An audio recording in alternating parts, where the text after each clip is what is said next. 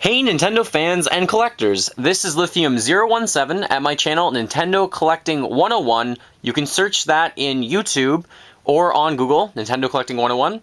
This is my pricing guide for Nintendo 64 controllers. Obviously, this is a little bit of a different setup from the last video that I'll have the link right down there, and that video was the pricing guide for N64 consoles, so have a look at that if you haven't already. I emptied out my shelves and I added in all the controllers I have.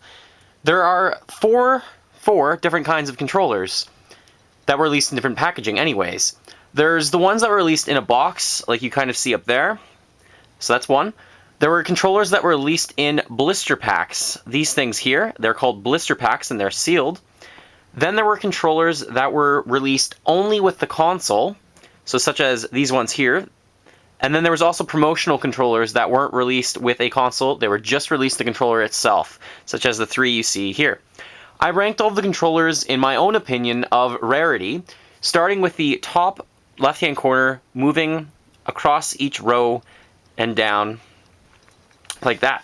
So the bottom right should have the 30th controller. There are 30 different controllers, but I'm missing the 30th and the rarest controller, which is the Hello Mac controller, but I have the other 29. So I'll name them first, then I'll show you what was in the boxes for each of the controllers, and then I'll go through a pricing guide for them. Starting from the top left, solid gray, solid black, yellow, blue, green, red, atomic purple, it's sometimes called, but the actual name for it is just clear purple, jungle green, ice blue, fire orange, grape purple, smoke black, watermelon red, extreme green, gold, clear blue and clear white, Pokemon blue, Pokemon yellow, black and gray, or known as the Mario Kart black and gray controller, red and white, Pikachu blue and yellow, Pikachu orange and yellow, Donkey Kong 64, controller obviously with the cool banana tip handles, Nintendo Power 100 controller, Millennium 2000, Die-A Hawks, hope I finally have that pronounced correctly, Jusco 30th anniversary controller, E3 controller, Jeffrey controller, and the one I'm missing that should be here is the Hello Mac controller. I put some other third-party, well, they're actually licensed Nintendo controllers I want to talk about at the end of the video, just because I have them. So let's get started on what's actually in the boxes before I get right down to the pricing. Let's take this up. Normally, boxes were released in two different ways. Normally, they were released either in Japan or the rest of the world. Boxes for Japan look something like this. Hong Kong looks exactly like this as well, except the text is actually in English. Then, in the rest of the world, the controllers were normally in some sort of box that looks like this. In Australia, sometimes they're a little bit different with more of a, I think, white background. I have a yellow controller and an atomic purple controller just to compare them and the differences. Inside the boxes were these cardboard inserts. In North America, they can either be brown or white. Most of them are white. Nearly all of them. The ones that are brown are normally, I think, the atomic purple one. It's called atomic purple there, and it's called atomic purple here, but on the other controllers sometimes it's not referred to as that. So this box is a little bit different. And then the extreme green was sometimes also in with this kind of brown packaging. The rest of them had white, as I said. In Japan, almost all of them are white. Note that this insert is actually a different size than the other one because the boxes were different size. So this bottom little box part is smaller, and the height's obviously smaller. There were also inserts, as you see here. An insert from North America looks like this. In Europe, the warranty usually looked like that. And then in Japan, it's like this. The controllers usually had a baggie around them with red text. It's hard to see. Many different languages on it. And usually there was either a blue or a clear baggie around the actual controller box. Actually, around the cord, I should say. And I just want to mention one more thing. The characters on the side of the boxes.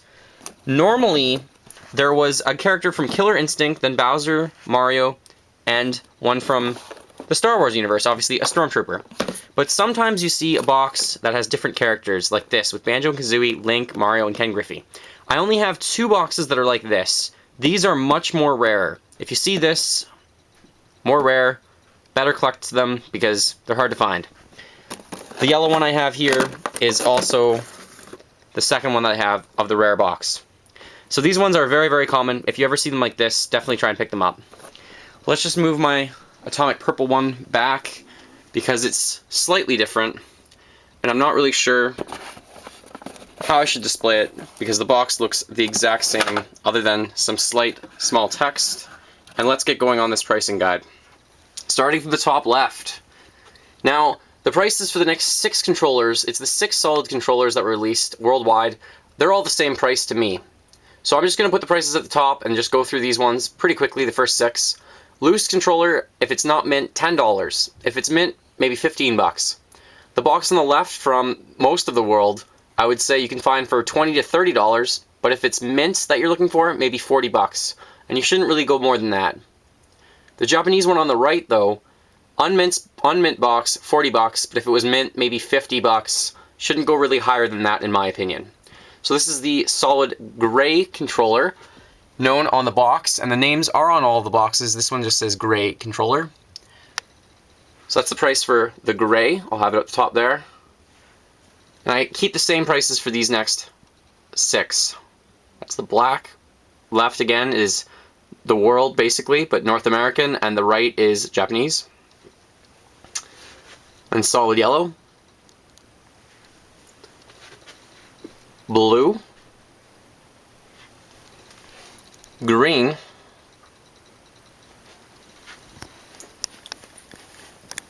And then the red one, and that's the first 6. And those are the solid, normal colors that are very easy to find normally. Moving on to the one that we just kind of saw, known as the clear purple, or the atomic purple controller. There were the 2 different versions of box. This simpler one was from Australia. And this one was actually from North America. It has the extra little text down there. Pricing for this controller, I would say $10 for it loose. If it's mint, maybe you want to go to 15 bucks. The boxes on the left, they're basically the exact same thing. So the boxes on the left, I would say, would go for normally about 30 bucks. If it's absolutely mint, maybe 40. If you want the box on the right-hand side, though, that's the Japanese one, harder to find. 50 bucks if it's unmint, maybe all the way up to $70 if it's absolutely mint. The Japanese ones are harder to actually find and kind of price out because they're not very common in my area in North America. This is the Fantastic series, or the start of the Fantastic series, and this is the 8th most common controller. On the left, you will see the box for an Australian controller, and this one is obviously called Jungle. The names are always down there, bottom left-hand corner. For the blister pack sealed ones, they're on the top here, also saying Jungle Green. So the prices for these next 5 will be pretty much the same. Actually, just for the next 4. I guess when I get into the 5th one, it changes a little bit. But for the 4 Australian box controllers, I would say that each of them are hard to find, very hard to find. I would put the price tag probably at about $50. If you're looking for it mint though, I would go a little bit higher, maybe 60 bucks. The prices sell for them all over the place. If you're looking for the blister pack, I think the blister pack would actually be really hard to find, but it depends on a few things. You're looking for no little dents around the joystick, and you don't want any cuts in the sides of the plastic. That's pretty important. So that does change the value. If there's cuts in the plastic and dents, then I would say maybe 80 bucks. But if it's in really mint shape, you could go all the way up to 100 or 120 for the next few. So I'll keep those prices up for these next few. That's the Jungle. This is the Ice. Again, obviously Australian box, bottom left. And the sealed blister from North America on the right. Loose, all of these controllers would roughly be the same as well. 20 bucks, and then 25 if they're absolutely mint. So this one is Fire. Looks really cool. Hard box to find, especially from Australia. And here, just a little bit different, this is the Grape. So this is the last boxed Australian one on the bottom, on the left. Then the box you see on the right, though, I'm going to add in that price on the right-hand side for this one. The price for that one is questionable. I think if you're finding it, though, at all, you're going to be at least $80, but probably $100. If it's mint, you're going to $120, maybe 130 or 40. And that's the grape controller. Number 12, Smoke. The box on the left this time is from Japan. This one appears to be factory sealed. I'm not sure, I still have to test that, I still have to see. I want to do a video about it, but the packaging is still sealed, and I'm not really sure about that one. But if you're finding just the Japanese box itself, and it's not in mint shape, with the controller, with the inserts and everything like that, you're looking at least $100. If it's in mint shape or sealed like the one I have, or I don't even know if they were sealed, we'll test that theory at some point, I'll post a video, then you're going to pay probably 120, 130, 140, maybe even 150. They're very hard to find. And the Smoke sealed blister pack, I'm going to go up a little bit from 120.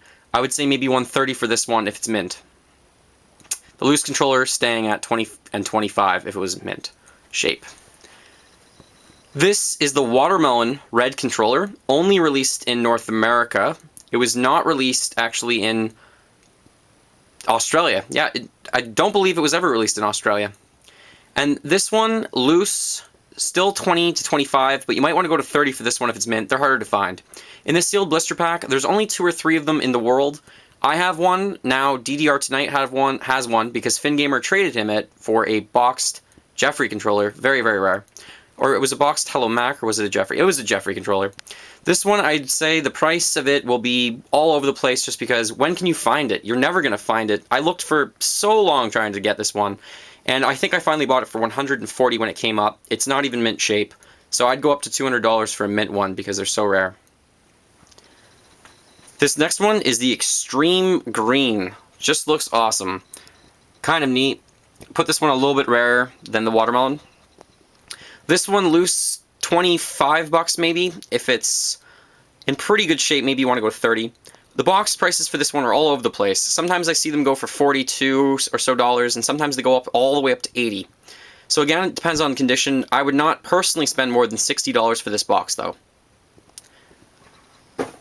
Number 15, midway point of the list pretty much. The Gold controller, very special, love it. Reminds me a lot of Zelda, obviously.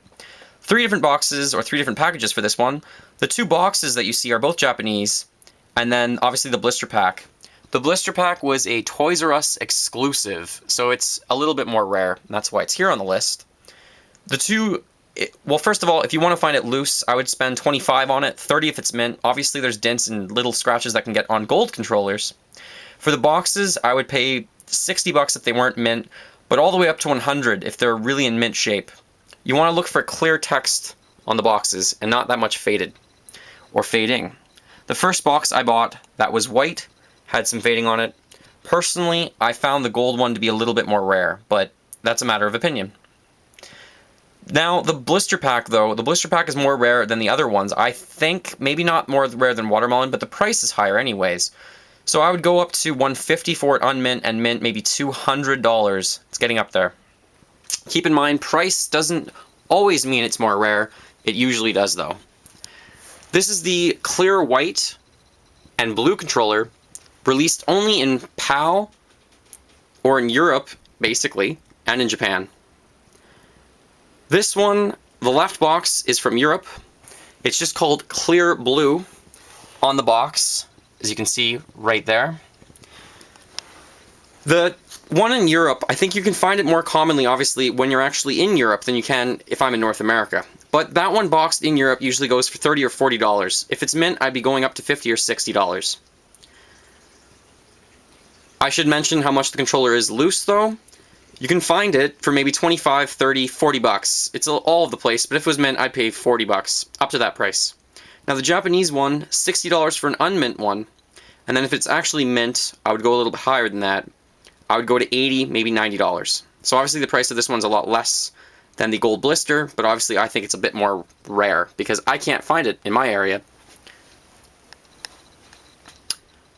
Number 17, the Pokemon Blue and Yellow controller. The back is obviously yellow.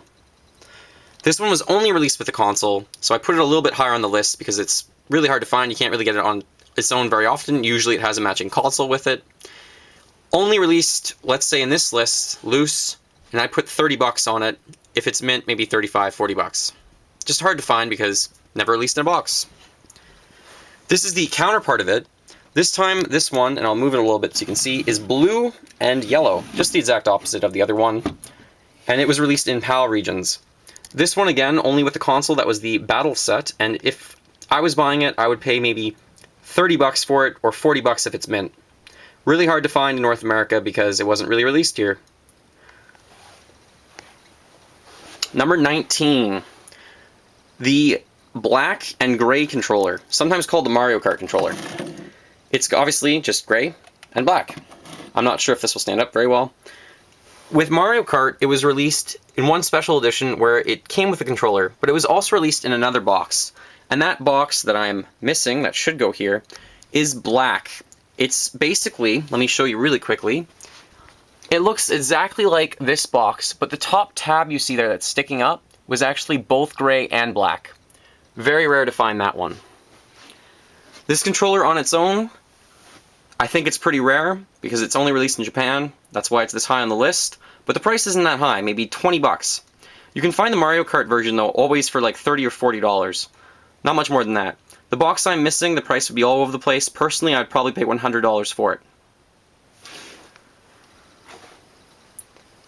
This next one is the red and white controller, only released in Japan. Just to give you a look of it, it's kind of the same as the blue and white one as well. So this one loose, 40 bucks I'd say. You really wouldn't want to go more than 45 for a mint one. Boxed, $60 to $70 unmint, but if it was mint, then I would go up to 100 for it. Pretty hard to find. Because this one was only released in Japan, that's why it's a little bit higher on the list. As I'm scooching on over. This is number 21, if I'm not mistaken. The Pikachu blue and yellow controller. Obviously a different shade of blue than the one released in North America, as you can see there at the top right and the bottom left. Only released in Japan. I'll put the prices at the top right hand corner because we have lots of room there. The box looks kind of cool, has a Pikachu on it. Loose, 40 bucks personally, maybe 45 if it's mint. With the box, I'd go up to $70 if it's unmint, but if it's mint, I would go all the way up to maybe $90 or $100. Its counterpart, the orange and yellow one, looks really cool. Love this shade. It looks like a ice cream orange or cream orange. This one loose, same price roughly, 45 bucks. If it was mint, maybe 40 if it's unmint. Put the price at the top right hand corner again. With the box, maybe $60 or $70, and if it's mint, up to $100. The first promo controller on the list, the Donkey Kong 64 controller. Now this one's so cool. It has banana peel tips that look awesome. Whoever designed this one at Nintendo, good job. Very proud. Congrats, well done. So this one's not released with anything, basically just the box. This one, sorry, basically just on its own, no box. This one, the prices have been all over the place. In the past, when I started collecting, they were like 50 bucks, maybe 75 bucks. Now they're all the way up though. Now they're at maybe 120 for them. It's kind of getting out of hand, but I don't know because they are pretty rare and they're really cool. So I'd say maybe 120 at most. If it was unmint, then the price can go down from there. This is the Nintendo Power 100 controller. Just has that special insignia at the top. That's not a sticker. Released when there was the 100th issue of Nintendo Power as a special promotion. And this one is pretty hard to find. It's only in North America. I should have mentioned that. Same with the Donkey Kong one. Only in North America. This one I recently just sold my double of, and I'm just being truthful and upfront and honest. I sold it for nearly $250, which is a lot. I think that was a little bit bloated. I think that price was a little bit high. I think if they're unmint, they should maybe go for $100, but if they're mint, maybe $150, $200 at most if they're mint. Don't really think they should go much more than that. There was a little, obviously, pamphlet in a magazine that you can find. I think it was in the Nintendo Power 100 magazine. But it wasn't released in a box or anything else. Probably my favorite, well, it is my favorite item in my entire collection. Love this bad boy. The Millennium 2000 controller. This one, dark black back, different than anything else. Silver front, can scratch so easily. It says Millennium 2000 on it. The D-pad is a different black. Even the casing around the joystick is a different black, and the buttons are all black. Looks really badass, looks cool. Only 1,000 of these in existence. So because of that, they're pretty rare. Make sure it's authentic. You can always just check. Ask me if you really want to send a link. This one, the prices again have gone all over the place. Over the past 3 years, maybe $150 or $200, but recently they've been going for much more than that. Unmint condition one, I think $200 right now, but if it was mint, all the way up from $300 to $500. All over the place. It's hard to tell. Only 4 left that I have. Number 26. The Dia Hawks controller. I should know how to say that because I'm Canadian. Now this one is a bright orange and then a really, really, really dark clear black. I just sold my double of this one. First of all, loose price. Loose price. First of all, loose price. I would say probably $100 just for the controller. So expensive, so rare. This is the 5th rarest controller anyways in my list. If it was boxed though, I just sold one and I'm not kidding you with everything for $450. Again, I think that price was a little bit high. I think this one should normally go for maybe $300 with the box. Maybe $250, somewhere around there. I'm missing the box for this one. The 4th rarest controller, the Jusco controller. Clear white and a dirty, it's literally a dirty black. It's different than the smoke a little bit. There should be a box with it, but the box, we've only found 2 or 3 of them so far in the collecting circles. Very hard to find. Loose, I'd go to $120 for it if it was mint. Unmint, maybe $80 to $100. With the box though, I'm prepared to spend probably $200, $300, $400 for it. Depends how much money I have in the moment. A lot of money though. Really cool controller up next. The 3rd rarest controller, I think. This is the Golden N E3 controller. Now this one is incredibly rare. It has an insignia at the top. Obviously that's the N64 logo. And this one, you just can't find them anywhere. I think there's a list of 13 of them that we actually know where they are right now. And we know who owns them. So the controller is really cool. It was in a Star Fox competition at E3 in 1997, I believe in Los Angeles. And these ones will go all over the place. Literally, one just sold for $1,100. That is a heck of a lot of money just for a controller, people. So what would I actually pay for one? Maybe $500 if it was unmint. And if it was mint, up to $800 or $900. Crazy, but really, how much are these worth to collectors? There's only so many of them, and it has a great story to it. To me, it's like the Nintendo World Championship cart. It's just such a rare item. There's only 26 of those. We don't know how many of these there are. The rarest controller I own is called the Jeffrey controller, and this one was released, I'm told, only in Toys R Us. So that's a little thing of Jeffrey. It's not a sticker, though. It's some sort of insignia. It says Jeffrey on it. It does come with a box. I do not have the box. I only found this one. I think the box version there's only 2 of, and like I said, FinGamer traded for one of them, so DDR had 2 of them. He found them, and he traded FinGamer for his watermelon and some money. So this one loose, literally $250, but all the way up to $500. It's all over the place. I don't really know. There's not very many of them. If it came with the box, though, I believe it could go $500 and up. Random. Don't really know.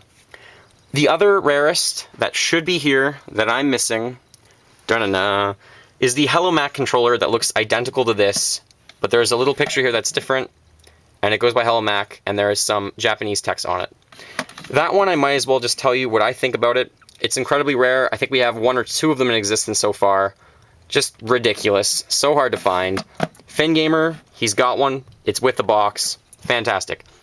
He would actually spend on it, I would actually spend on it if I ever found one, maybe $300 loose, but I think it's going for $700 or $800 loose.